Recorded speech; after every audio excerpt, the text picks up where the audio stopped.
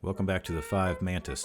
This is the 4th Mantis, the Mantis of Redemption. Anyway, I was in a crash, right? So I got rear-ended. That's my van here. As you can tell, the bumper looks like your mom's butthole after someone bought her a couple margaritas. So here's what I got to do. Bumper got pushed in, doing some damage to the sill there and smashing the door. And so this bit on the right side down here is actually pushed in. You have 8 bolts holding the bumper to the frame, but the frame got bent in with the bumper. So what I need to do is push this bit of the frame over a little bit, so this guy can be over a little bit so the new doors will open and close. I've never done this on a van before, but I've done it on a house, so really how hard could it be? So an essential first stop for anyone about to do some bullshit in their backyard is Harbor Freight, obviously. I wasn't entirely sure I was going to pull this over, so my original plan was to use a chain pulley and something firm to connect it to. If you can see on the bumper, I got to come over about 1.25 inches. That's where the spacing is on the new bumper I got, so I knew I need to come over 1.25 inches for the thing to line up. So my plan was cut some pieces off, enough that I can hook the chain to the frame, post something against the frame farther down,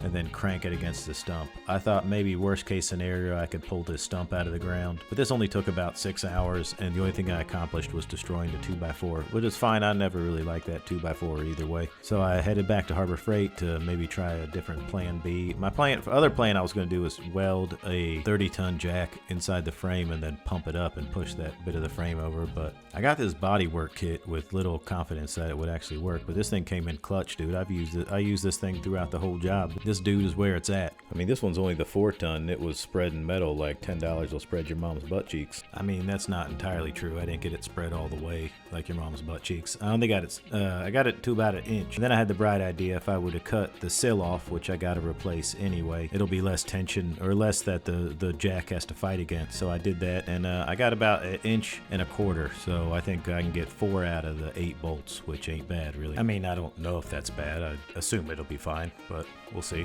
All right, now it's time to get to business with this quarter panel. Initially, I was going to cut it to the roof, but I couldn't figure out how to disconnect the quarter panel from the roof without fucking the roof all up. So I just took this piece of poster board and I cut it kind of to shape so I can make a template on where to cut it on the one and then cut it on the van existing. And like I said in the previous video, this model Dodge has this little chode that connects the quarter panel to the body. So for the long vertical piece, I could just cut it along that and then drill out the spot welds and pull that piece off. Easy enough, really. I think really body shops are overpaid. This is so goddamn easy, dude. Anyone could be doing this. I don't know why people throw away cars at all. Anyway, now that I got this piece off, I had the plan to the big side of it to just kind of beat it straight with a hammer, and I even put a piece of all thread through it to try to crunch it back into shape. And then a little ding ding light bulb goes off in my head, and I use the bodywork kit and put it inside the wheel well, which was actually looked like it was a little bit crunched anyway. So pushing that back out actually straightened that whole side of the piece enough that I'd only have to use a little bit of Bondo. So essentially I drilled a hole in the side of my van for